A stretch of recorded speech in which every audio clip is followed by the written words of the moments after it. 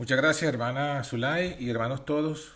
Feliz día, feliz mañana, feliz madrugada, que Dios les bendiga.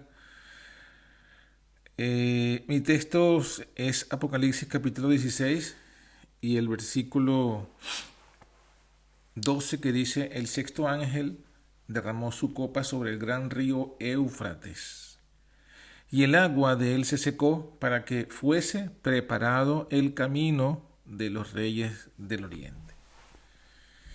Y bueno, quiero compartir con ustedes un poco este tema, este texto, un repaso, porque esto lo hemos estudiado en otras ocasiones, para una vez más recordar, ¿no?, lo que el Señor nos ha dicho en su palabra profética, y a su vez ese recordatorio nos cause, bueno, paz en medio de la angustia. En medio de la angustia que sobrecoge al mundo actualmente, dado que una vez más se está levantando una guerra en el Medio Oriente. Una vez más hay mucha expectativa de lo que está sucediendo y de las repercusiones de esos eventos en el mundo. Entonces, bueno, hay muchas teorías. El hombre y los hombres en general dicen muchas cosas, muchos análisis. Los mismos que se van hacia la guerra tienen muchas proyecciones, los que están defendiéndose también tienen sus proyecciones. Al final, bueno, hay mucha incertidumbre. Sin embargo, nosotros no deberíamos tener incertidumbre. No porque nosotros seamos más sabios que ellos por nosotros mismos, sino porque, como dice el apóstol Pablo, hay muchos misterios para el hombre común, pero Dios a nosotros nos reveló todos los misterios por el Espíritu. Y en Apocalipsis, el texto que acabamos de leer, justamente es una de estas revelaciones, donde nos muestra, bajo la figura de la sexta plaga, uno de los eventos que sucedería, pues, en lo que aquí la Biblia llama el gran río Éufrates. Indudablemente este versículo no está hablando, este río no es algo literal, sino que está hablando en símbolos, en parábolas. ¿Y para qué? Bueno, para que podamos comprender lo que está ocurriendo en este lugar. El gran río Éufrates es un símbolo, como sabemos también en toda la profecía, que las aguas simbolizan naciones, muchedumbres, lenguas y gentes. Ese es el símbolo de las aguas.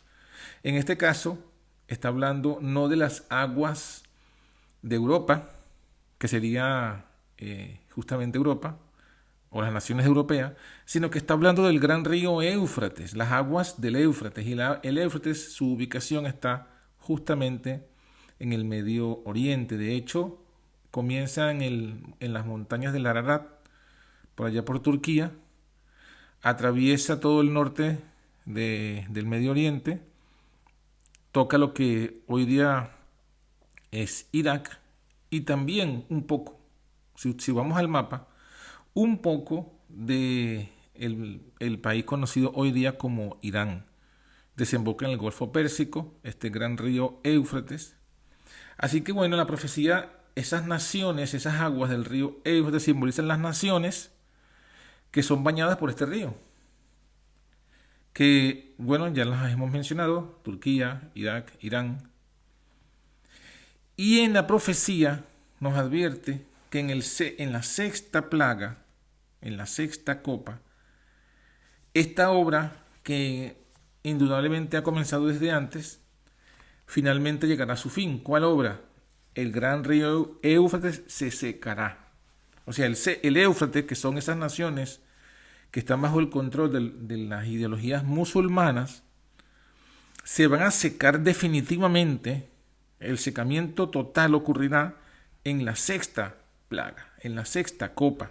O sea, después del fin del tiempo de gracia, se van a secar. Sin embargo, nosotros vemos que el proceso de secamiento no es algo que ocurre de un día para otro, o sea, no es algo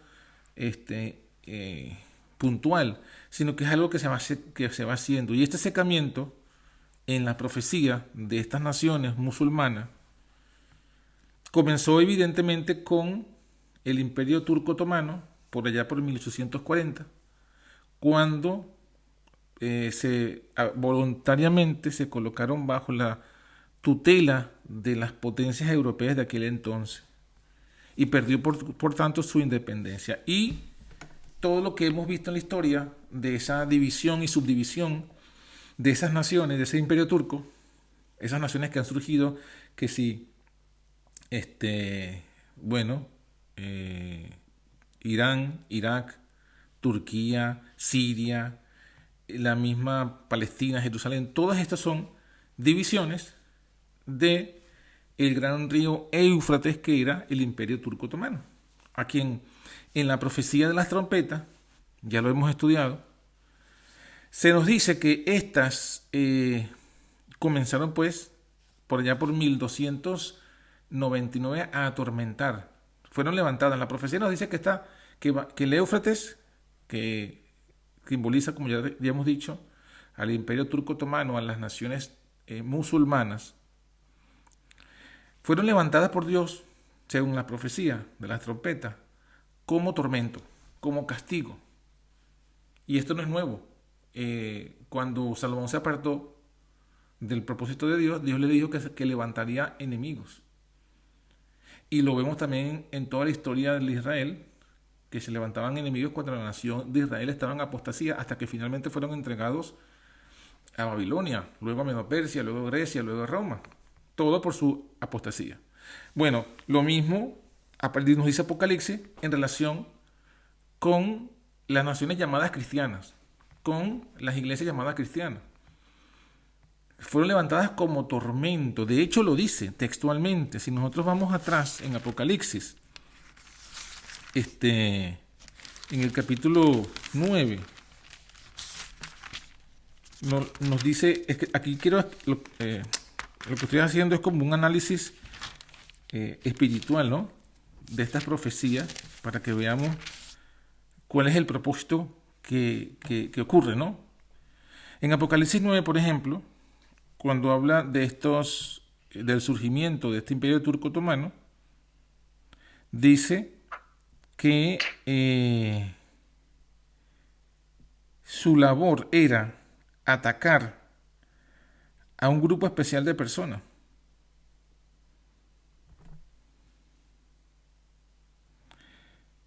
Y dice que era para atormentar por 150 años a los que no tenían el sello de Dios.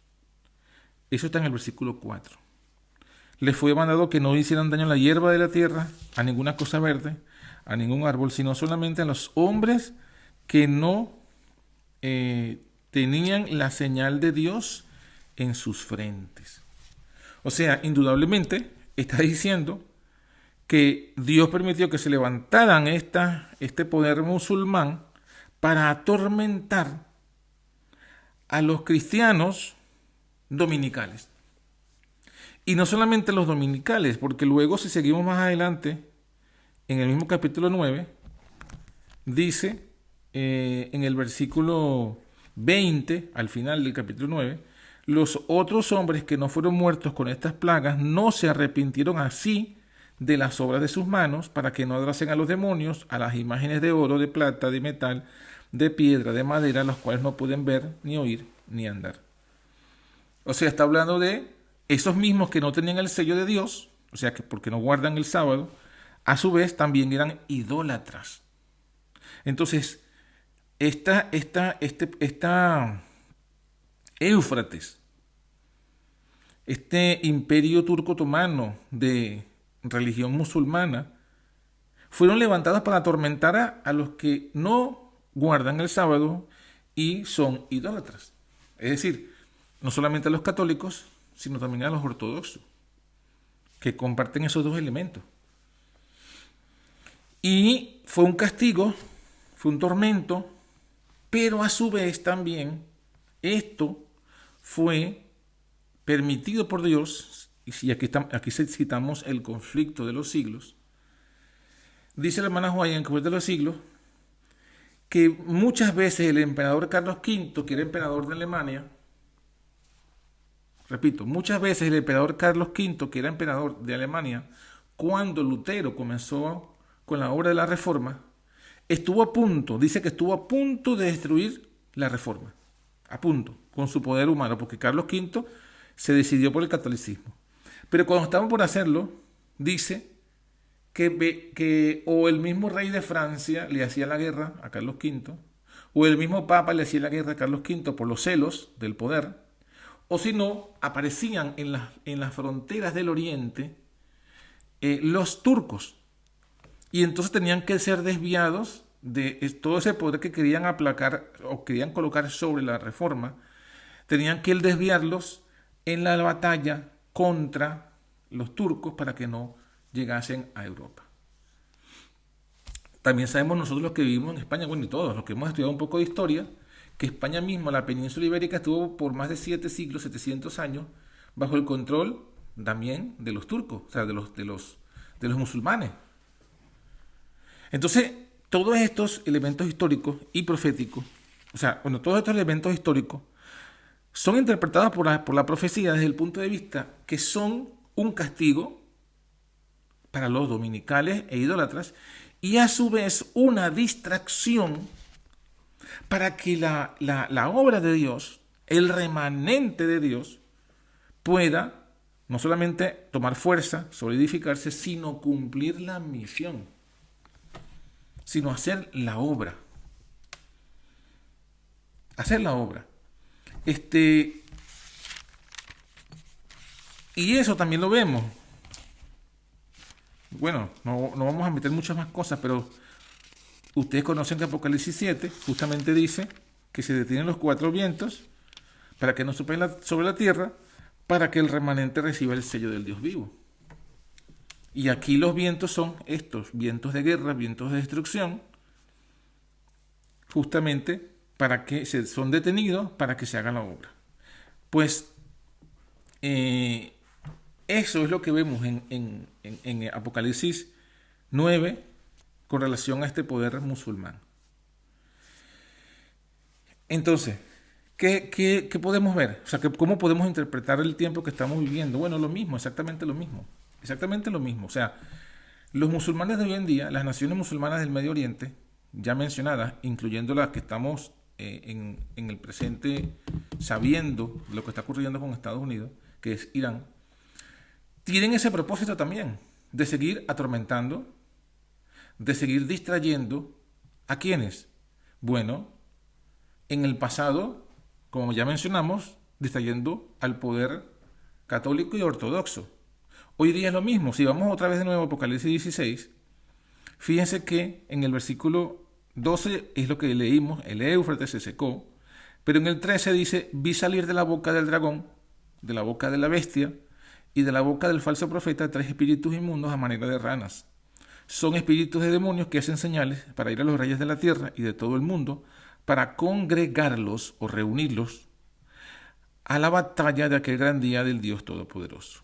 O sea, en el versículo 13 nos dice que están involucrados en ese secamiento del Éufrates, o sea, que están usando su poder político, militar y económico para secar a las naciones musulmanas, para fraccionarlas, para dividirlas, para controlarlas.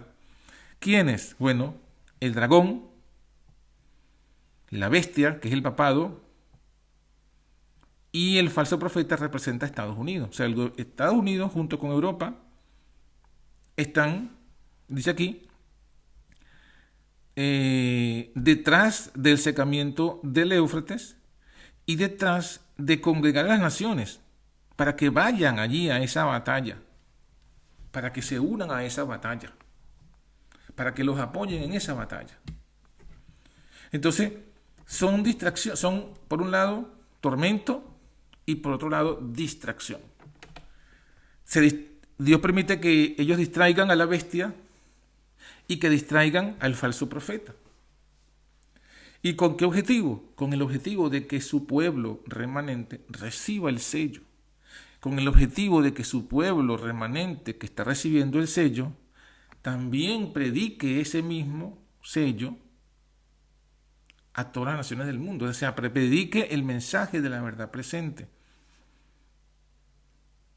Para que no concentren estos poderes su poder sobre el remanente y acorten nuestra labor e impidan nuestra labor. O sea, esto es lo que Dios está haciendo.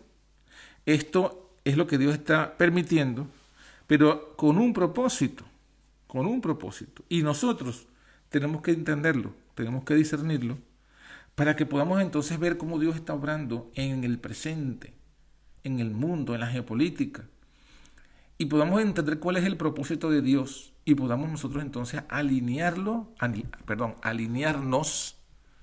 con el plan divino. Nosotros no debemos, por un lado, dejarnos involucrarnos en estas cuestiones políticas. Porque la gente siempre, o sea, la gente ve el mundo, y bueno, por lo menos lo que he visto yo en las redes sociales sobre todo, ¿qué es lo que la gente ve? La gente ve estas guerras, estas batallas, y lo contempla desde su computadora o desde su teléfono celular, los contempla como un partido de fútbol, como un partido o un deporte cualquiera. Entonces la gente se alinea, no, me pongo de parte de Irán, o me pongo de parte de Estados Unidos, o me pongo en contra de Israel, de los sionistas, y entonces se distraen, son presas también de la distracción, de ponerse a debates políticos y filosóficos, y no se preparan, y no aprovechan el propósito real por el cual Dios ha estado permitiendo esto. Fíjense que en el versículo, Apocalipsis 16 que estamos, ¿verdad? En el versículo, después que ha mencionado, en el versículo 15, después que se ha mencionado el secamiento del Éufrates, en el 12. En el 13, los que están involucrados en el secamiento. En el 14, el propósito con el cual tienen para reunir a todos los reyes allí en el Medio Oriente, congregarlos para batallar contra Dios. Entonces, en el 15 dice, bienaventurado el que vela y guarda sus vestiduras para que no ande desnudo y vean su vergüenza. Fíjense que inclusive ayer mismo salió una noticia, no sé si es de algunos días atrás, pero la noticia llegó a mis manos ayer, donde hablaba justamente de que el papado también está convocando una gran reunión ecuménica para Jerusalén para el 2000, ¿qué? Para que se alcance la unidad en el 2033. ¿Y en dónde? Allí, en Jerusalén, porque allí fue donde Jesús hizo la oración, que todos sean uno. Entonces, una evidencia más de esto, está la bestia, que es el papado, convocando una reunión a todas las religiones. ¿Para qué? Para que logren la unidad. ¿Y en dónde? En ese lugar, allí, en Jerusalén.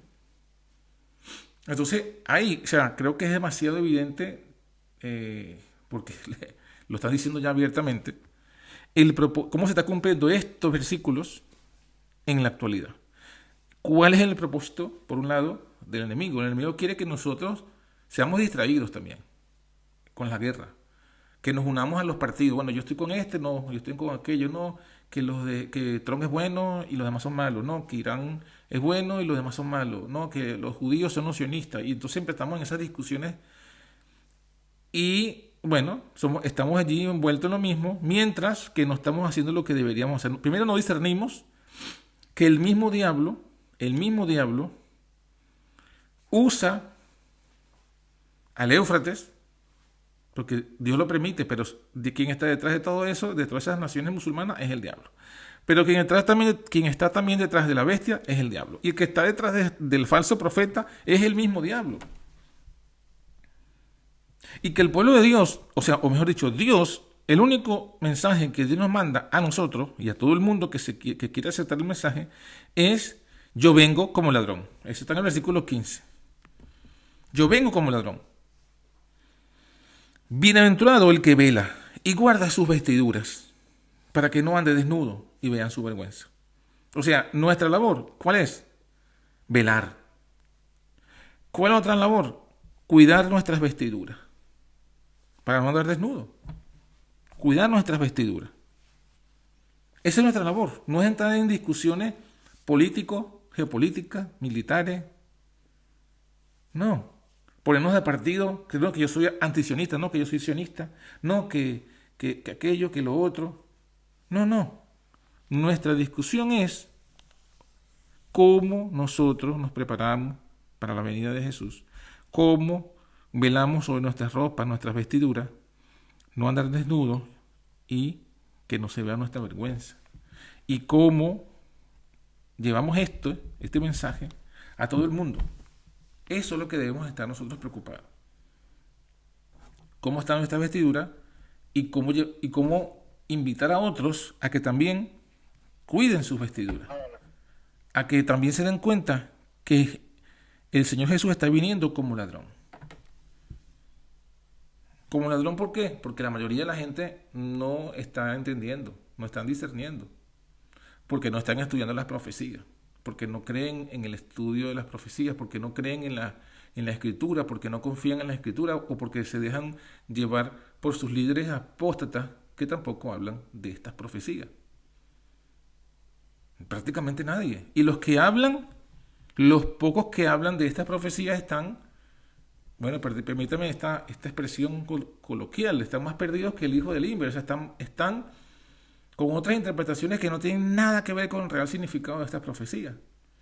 Están con una interpretación prácticamente jesuita, están espiritualizando todo. Daniel 11, espiritualizándolo, todo espiritual. Una profecía que, Daniel 11, que es literal, la están colocando toda simbólica y espiritual. Y estos elementos que sí son el de Apocalipsis, ¿no? Que hay muchos símbolos, no están entendiendo los símbolos. ¿Por qué? Ya lo hemos visto, ya lo hemos dicho en otras ocasiones.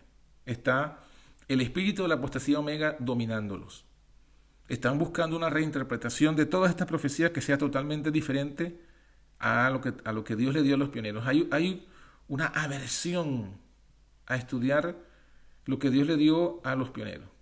Hay una aversión, hay como que fuese algo horrible, no sé por qué tanto desprecio y miedo a lo que es como decir, no, yo quiero ser diferente. Es una rebelión tremenda. Pero bueno, el punto es que aún la Biblia es muy clara y nosotros, que sí, Dios nos ha abierto los ojos, tenemos entonces que entender y dar los pasos y decir, bueno, estoy yo preparándome, estoy yo cuidando mi vestidura, estoy cumpliendo la misión que Dios me ha encomendado, la estoy cumpliendo como miembro como persona individual y segundo, como miembro de su iglesia, porque no puedo estar, o sea, la misión que Dios nos dio no nos envió solos. Cuando llamó a sus discípulos nos envió, lo mínimo que los envió fue de 2 en 2. Y si búsquenlo en la escritura, ahí está. Jesús cuando envió a sus discípulos, no los envió de 1 en 1, los envió de 2 en 2. O sea, el mínimo con el cual debemos trabajar es ir de 2 en 2. Y ya sabemos que cuando habla de 2 en 2, esa es iglesia, porque Jesús dijo, donde están 2 o 3 reunidos en mi nombre. O sea, ahí está. El mínimo grupo misionero, el mínimo grupo eclesiástico es de 2. Y así cuando Jesús envió a sus discípulos, los envió de 2 en 2. Y nosotros tenemos que preguntarnos si estamos unidos con otra persona para hacer esta labor de predicar, de prepararnos nosotros mismos y luego de invitar a otros a prepararse. ¿La estamos haciendo? ¿O también estamos distraídos? ¿O también estamos envueltos en las discusiones políticas? Y distraídos porque tomando partido político, tomando partido, no, yo estoy con y no estamos discerniendo lo que realmente está ocurriendo, lo que Dios quiere hacer con esto. Entonces, entendamos las profecías, discernamos por qué Dios está haciendo esto, permitiendo esto, y cuál es nuestra labor. ¿Por qué? Porque aquí lo dice el Señor, yo vengo como ladrón, bienaventurado, bendecido, feliz, el que vela, que guarda su vestidura, así no andará desnudo y así no verán su vergüenza. Que el Señor nos ayude entonces, que el Señor nos bendiga y que no seamos sobrecogidos por los miedos en los que la gente tiene porque no conoce las Escrituras. Nosotros nos andamos en ignorancia, nos andamos en tinieblas. El Señor nos ha dado su palabra, nos ha dado el espíritu de profecía y nos ha dejado el escrito de aquellos hombres que Dios usó en el pasado y a quienes Dios les dio su verdad profética. Así que aprovechemos todas esas bendiciones para que también seamos pues bienaventurados. Que Dios nos bendiga.